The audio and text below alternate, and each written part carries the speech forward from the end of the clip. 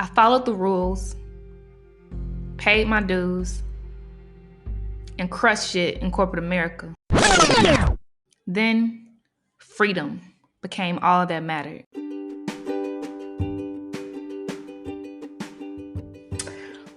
What's poppin', y'all? It is Friday, April 29th. I have a little echo in my ear, so if you hear me sounding real slow and calculated, I'm just trying to hold it together. But today, I'm so excited. I have fam, friend, sister girl, soulmate in the house. Nina Scott. I could go on and on about who she is, but I want you to introduce yourself, Nina. Can you tell the people whatever it is you want to know about them, who you are, what you do, who you live for? You know, whatever that means to you, we love to know. Yeah, thank you for that, Casey. Thank you for having me here. Listen, I think I don't know who's more excited, you or me. So I'm looking forward to this. So hello, world. Hello, everyone. I am Nina Scott, and I call myself your corner coach. But before I get there, who am I? I like to start and say I'm a ball of energy. I'm a ball of energy. I'm a ball of motivation, encouragement. I am a true feeler. I am a people person. I love the heart of people. I see the good in people before I see the bad in people. Being around people feeds me and feeds my soul. And so I'm an energy feeler, all of that. I say all of that first because that's who I am at my core. I love people. And then I am a wife of almost 10 years. I am a mom to 2 beautiful Black children. And I am a life coach. I'm a life coach. I coach Black mothers to help them re-identify with their purpose outside of perfection, outside of their role as mother. And I do that through encouraging self-care and community. And so that's what I know. That's who I cape for. That's who I show up for, because we've been told so many lies and painted so many pictures that don't resonate with our true stories. And so it's just time. It's time for us to put ourselves first. It's time to put ourselves first. And when we put ourselves first, we do still do it for everybody else around us. So that's me. That's a quick little intro. And that's what felt good in that moment to say. So. And I will say, y'all, she is telling the truth. Like, she is a feeler.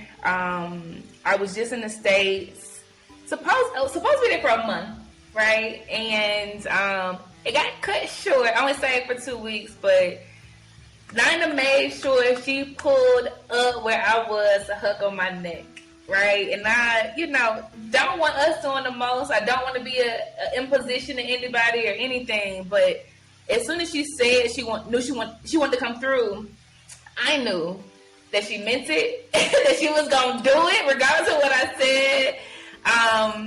And I do appreciate that, Nina. Like, we do need to be seen, to be felt.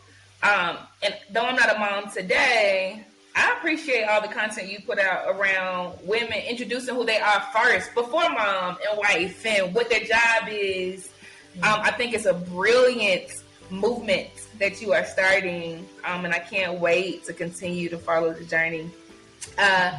Love it. So today, Nina, I want to talk about the 10-year plan.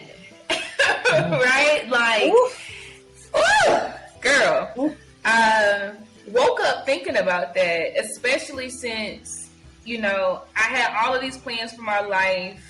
Even when I started entrepreneurship and I came to Africa, and I'm like, I'm going to do 6 months on the continent, 6 months in the States, blah, blah, blah. But as I step through life, Nina, and recognize what feels good and safe and amazing, etc., it ain't nowhere close to 6 months in the States, right? It was 14 days, and that was that, right?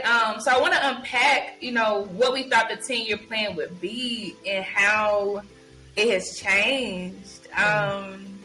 And I guess my first question for you is, you know, when you look back to, let's call it early 20s, right? Like, Mm-hmm. what did you think the 10-year plan was for yourself?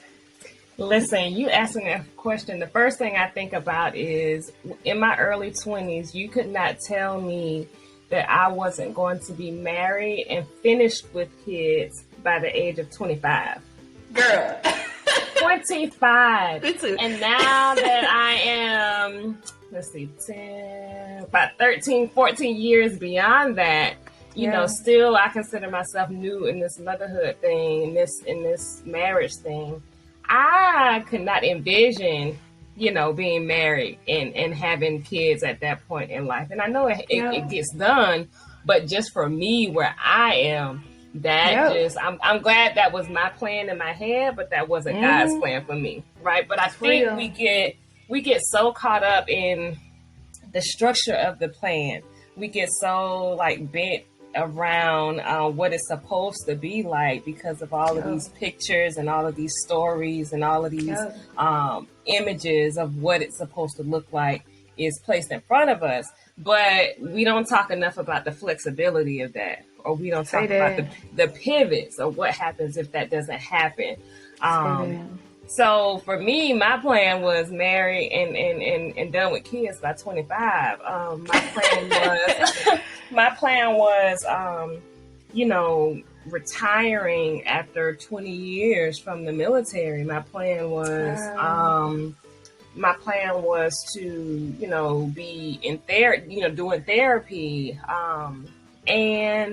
But all of that were the things those were the box checkers. Right. None of that stuff was really feeding my soul, and none of that stuff was the stuff that was really gonna help me get to who I am right now. And so it's not just about the plan. What I'm realizing now, like right now, it's like screw a plan. Like what's gonna feel good right now?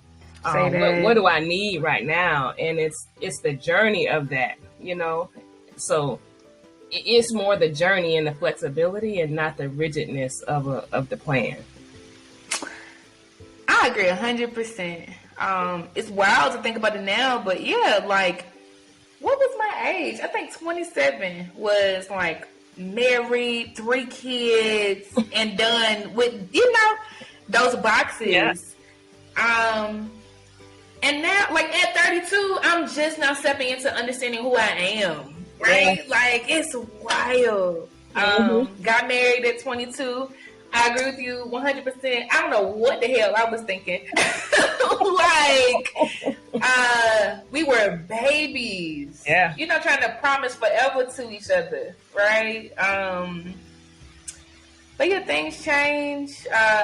One thing I say a lot now is that we need to divorce finality, right? Like, when I came to Africa, so many people were like, so is that where you're going to stay? Is that your forever home? I'm like, I don't know. And I don't care.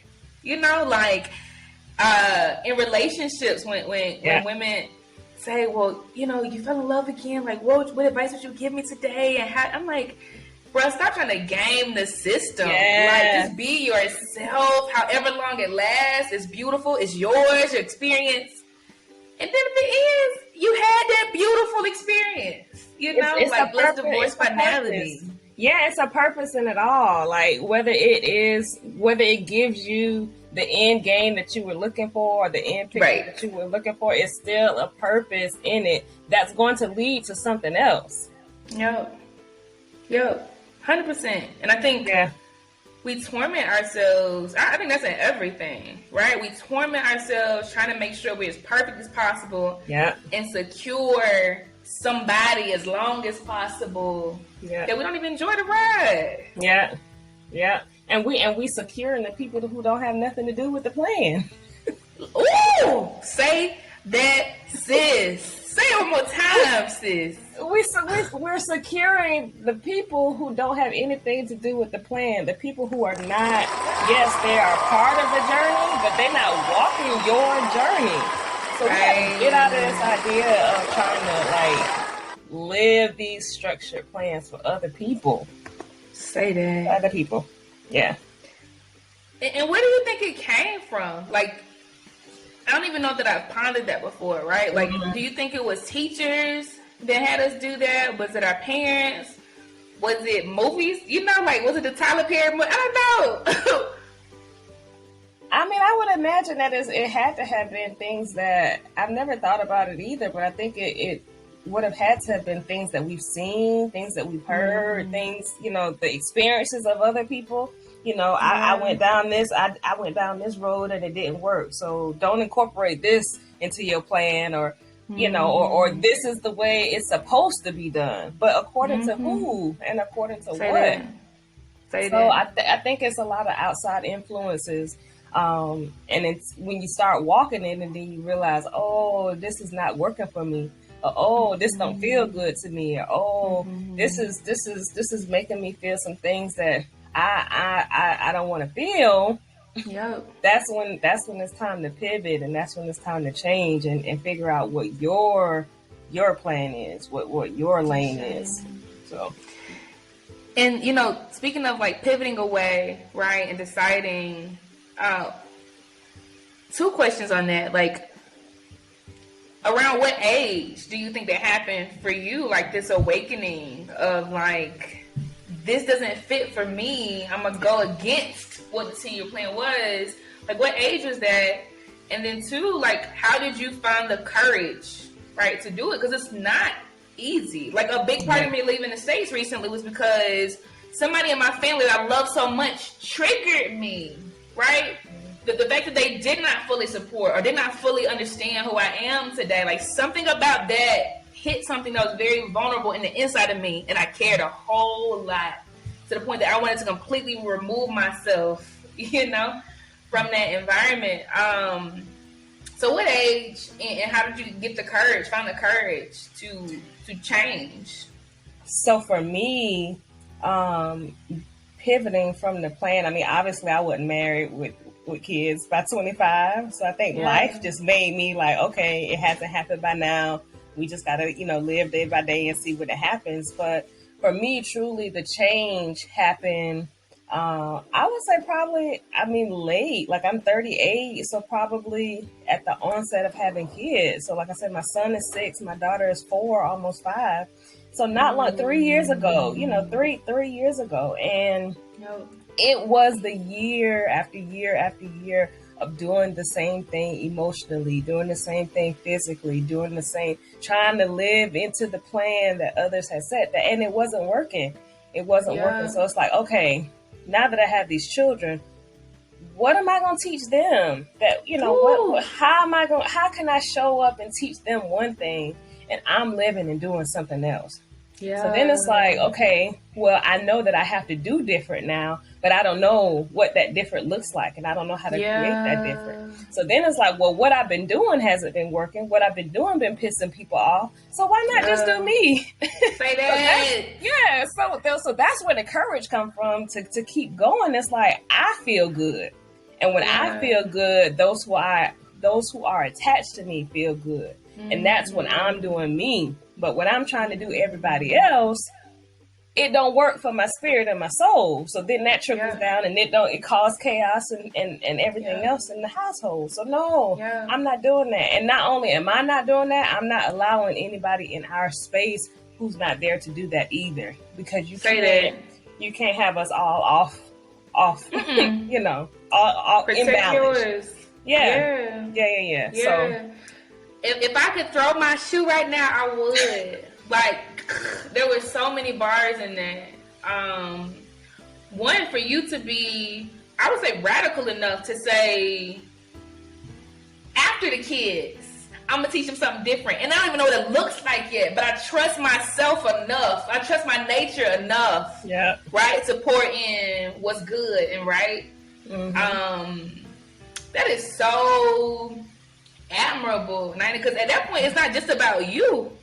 You know, you saying I trust myself enough to pivot and to change the trajectory of my kids, even though I don't know what it's going to look like. I don't even know if trust is the word, though, Casey. I don't even know if I don't even know if I still trust myself to this moment. What I trust is the fact that what I was trusting, the ways that I was trusting, it wasn't working. Deep. So I don't know that I trust myself to get it right, because there's some days that I still get it very, very wrong. But what I know is that I can't do that old stuff. I cannot do that old stuff because it's not good for me and it's not good for them. And it's also teaching them, it's also teaching my kids, like, the value in them creating their own plan. 100%. 100%. Even though they're 6, even though they're, I mean, and that's probably a different conversation. That's not part of the 10-year plan, but it's validating them in their own setup, because what I want for them, what I see for them, the structure that I want, that may not be for them. And so I have to teach them to feel validated and to feel respected in their space to create their own plan. Yeah. And to know that they're supported in whatever that looks like. Deep. So. Which puts us light years ahead of puts them light years, this echo is killing me, puts them light years ahead of where we were, because though we can't even remember where we got this 10-year plan idea from, it came from somewhere, and it was so ingrained in so many of us as Black women, right, that we had to have the list for the man, the job, the house, the friendship circles, the sorority, like everything, right? And for you to be teaching your kids agency, right, and to get comfortable with the sound of their own voices at 6, you know what I'm saying? It's going to, I don't know, even if, because I don't even think perfection is what we're aiming for ourselves or them, right? But it'll have them comfortable enough to try things, make mistakes, pivot, learn who they are, and even if they're different from their family members, right? It's okay, because it feels good. Because it feels good. It feels good. It feels good. It's not perfection. It's not perfection we're seeking. It's the peace. It's the peace. That. Peace. You know, you saying that reminds me of, growing up in South Carolina, growing up in Gadsden, South Carolina, to be specific, and being taught, don't go to Lexington after dark. It wasn't about peace, it was about survival. Like, I'm going to teach you how to survive, and these are the steps that you take so that you stay alive. Yeah. Right? Yep. My brothers got a slightly different set of instructions because they were men, right? It's like, if you don't have to go there, don't. Right? It wasn't about peace, right? And then growing up is yes man, yes sir, even if they nasty, even if they slur at you, whatever. But I think our generation, and those who are awakening in my parents' generation, right? It's like, actually bump that. Like, our anger is justified. Our defiance is justified. Nah, and it's like, but how long are you gonna sit in that? Like, it might be justified, but what's that doing for your soul? What's that doing for those who are watching you? How long are you gonna sit in that anger? How long you gonna, just to live in the plan? Well, the plan is we're supposed to live here. The plan is we're supposed to, stay in this marriage. The plan, even though you're going through hell in that marriage, that's the plan. What are people gonna say if we break the plan? Again, we protecting the people who don't have nothing to do with the plan. Say that. That's real, Nina. Yeah. Like, it's like, do something with that anger or that feeling out of place, and especially as Black women, right? Because we know how to play some roles, baby. Woo! We know how to code switch for certain folk over here. We know how to be the household wife and mom over here. With our friends, we feel more free, you know? But do something with those feelings. And not that it's easy. It's not easy. It's a journey. And most times, you don't know the hell what you're doing. But it's bridging you to somewhere better. I agree. Like, do something with those feelings. And even if your voice shakes, it's important to speak up. Even if, you get on that plane on a one-way flight afraid, it's important to leave toxic situations. That's the story of my life. but I wouldn't trade it for anything.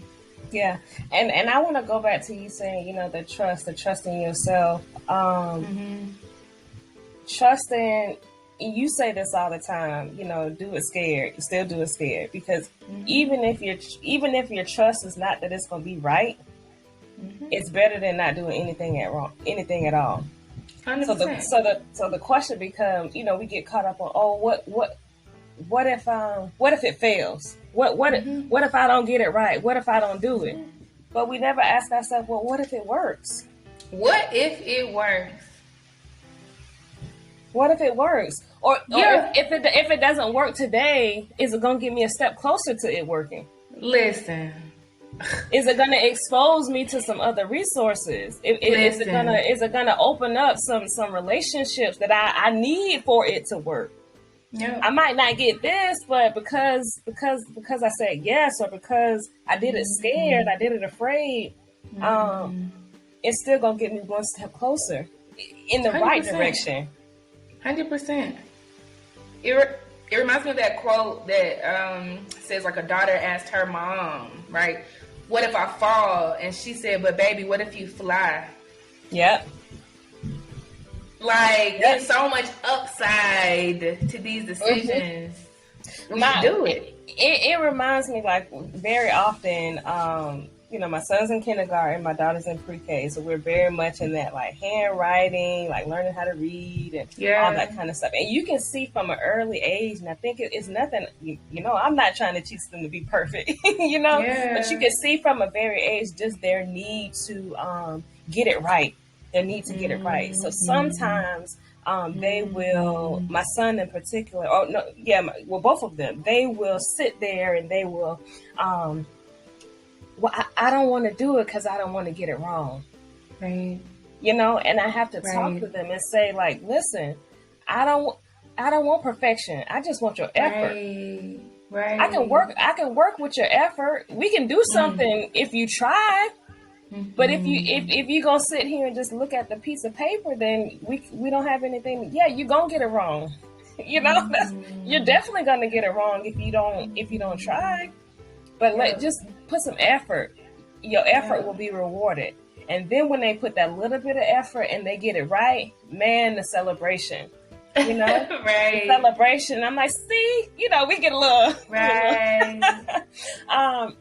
That's all I just put the effort for. Just put the effort. And that's in the plan. Like we get so, I don't want to move on the plan, or I don't want to divert from the plan because I might get it wrong, or I might have a heartbreak, or I might, lose a little bit of money, but if you don't do nothing, you're not going to grow your money.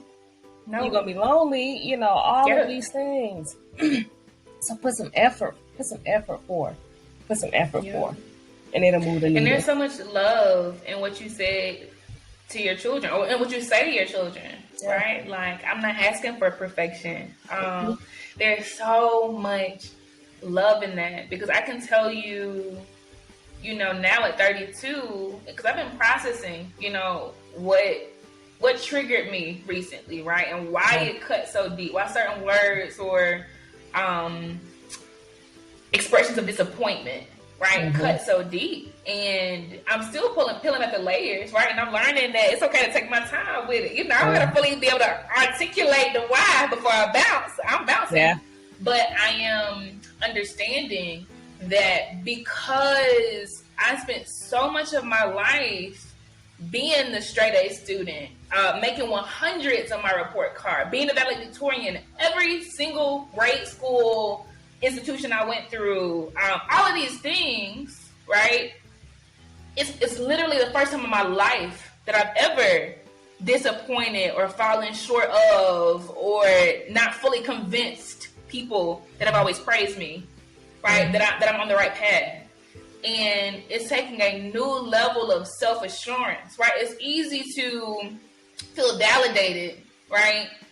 When compared to everybody else, I'm the number one person in the class. Or compared to everybody else, I made a 99.9 and they made something lower. Or, compared to everybody else, I got promoted. And, like, those are things that were always validated. And literally my entire life, I always been at the top edge of that, right? And then to move to Africa, you know, living in underdeveloped, right? When we look at these like statistical barometers, underdeveloped countries, starting from complete scratch, bootstrapping, you know, have fallen in love with somebody that my family had never met in the States. Like, there's this laundry list of things that seem unacceptable for Casey based on the family I'm in, right? And I think that's what, one of the things probably that really triggered and hurt me. Like, I'm not used to disappointing anybody. Yeah. You know? Yeah. But, and so many things you said, like, hit, and I got, you know, when we talk about doing things to please those family members, right? It's the control that they have on directing the ship. They're operating with a cap. So when you when you divert from that plan, when you say, listen, I'm off this ship, like, I'm not following you, Captain. That's when it's now you disrespectful. Oh, now who raised you? You know, and it's like, how can your loss of control say be disrespectful?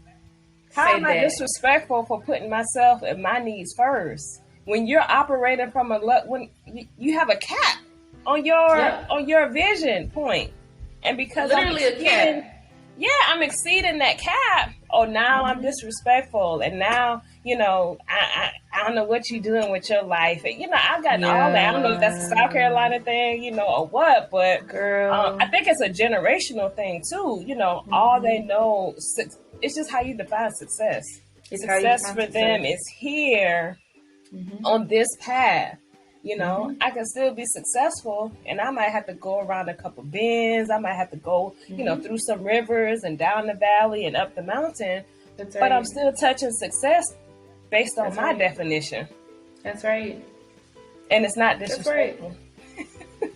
It's not. And then to be manipulative enough to want to have that kind of control for somebody's entire life, it is wild. I mean, because at this point, you can't say you clothing me, you protecting me from things unaware. Like, you legit want to control the narrative for my entire life. Much like I was saying earlier, where I was saying, like, stop playing the game. Like, you don't have to be with somebody for the rest of their life. That's control. You're going to change, they're going to change. Like, that's toxic. Yeah. That's toxic. It was when I had kids and my kids started, you know, developing their own little personalities and characteristics and putting the words together in the right way, you know. Yeah. And that I was triggered, and I realized that I had to do some self-work, because at those certain ages, yes, we have authority over our children, and yes, we're supposed to lead and guide them and all of that kind of stuff, but it's a period in there where they're gonna do what they want to do.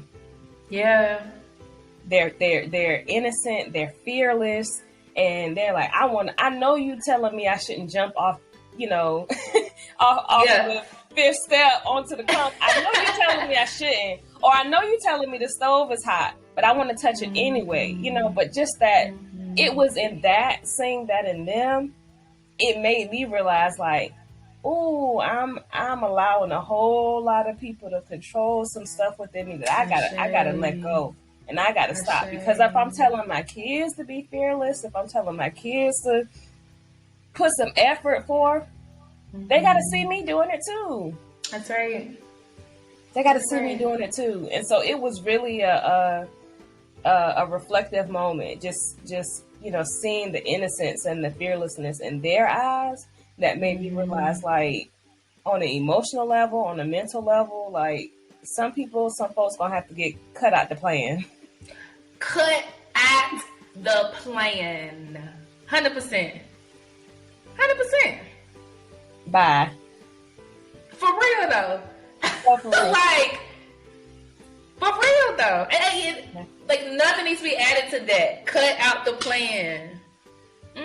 I'm there with you 100%. And not even in as revenge or retaliation. Like, I just don't need that. So I'm not allowing it in my life. Like, it's not up for discussion. It's not up for discussion. Like, when I tell you I have mastered the exit stage left, yeah, like I will give you, I will give you, some space, like you up and bounce. Like, I'll give you some space. But listen, when you start overstepping those boundaries, when you start, it's time to exit. All right, y'all. Well, we gonna go ahead and, we gonna go ahead and it's. I don't care what you have to say about it. I don't care who you talk to about me to. I don't care, if I don't hear from you. Listen, that does me even more better. And I'm out. Right. I'm out. That's right. Exiting That's stage right. left. That's I don't right. wait for you. I don't wait for your whole body to cross over that boundary. That's just let me. When I see that toenail approaching, listen. I'm out. Yep. I'm out. And I feel so good doing too. it. Free black girl to talk. Feel so good doing it. Mm-hmm. Yeah. This 30 minutes always flies by too fast. Unfortunately, I have to bring this to a close, but I will say, and I tell Nina this all the time, y'all. I cannot wait to be blowing her phone up when I become a mommy and ask her all the questions, right? Because she has gone beyond motherhood and leads mothers in living a life of fullness and freedom and purpose and fulfillment and all the things, right? So before we close, Nina, I'd love if you can share with everybody where they can find you, some of the things that you do with your tribe, and any words you want to leave them with.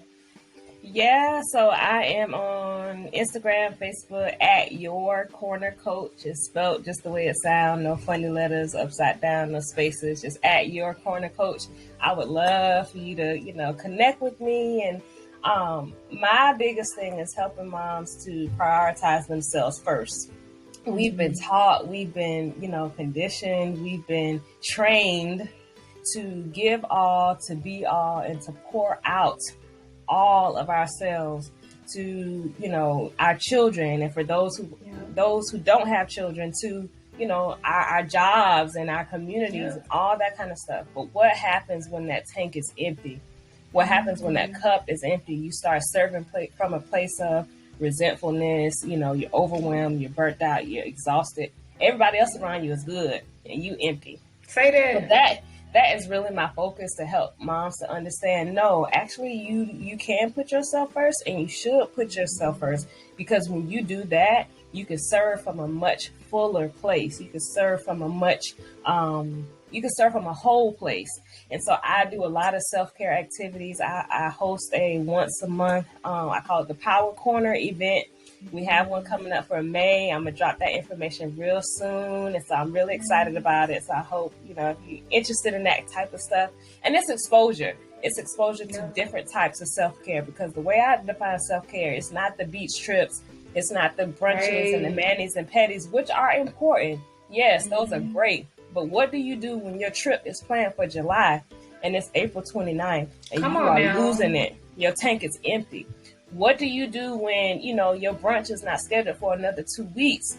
Say that. You need to be fulfilled. You need to be refueled. So I'm exposing moms to those things that they do every day. Go outside for 3 minutes. Stop and just take a deep breath. Do some breathing exercises. Listen to your jam. Twerk out to your jam. Lift it up, So just things that we already do, that if we just do it with intention, it fills us up a little more each and every time. And so that's really my message. My message is that we have to put ourselves first, because we are doing everything for everybody. But when we do it full, we can do it whole, and we can do it well. So reach out. I would love to connect at Your Corner Coach on Instagram and Facebook. Thank you so much, Casey, for this space. Thank you so much for the opportunity.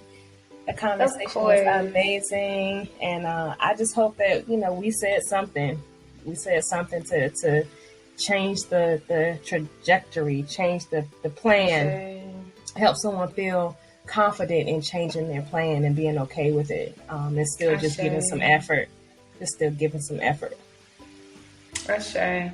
I know we did. I learned something every time I talk to you, and I'm sure everyone listening did as well. So thank you, Mama. I love you for real, and I'll talk to you soon.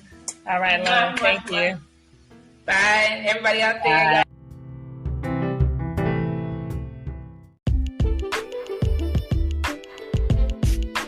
Blaze Business Intensive is the 6-week business management course for Black women. Enroll today by going to blazebusinessintensive.com.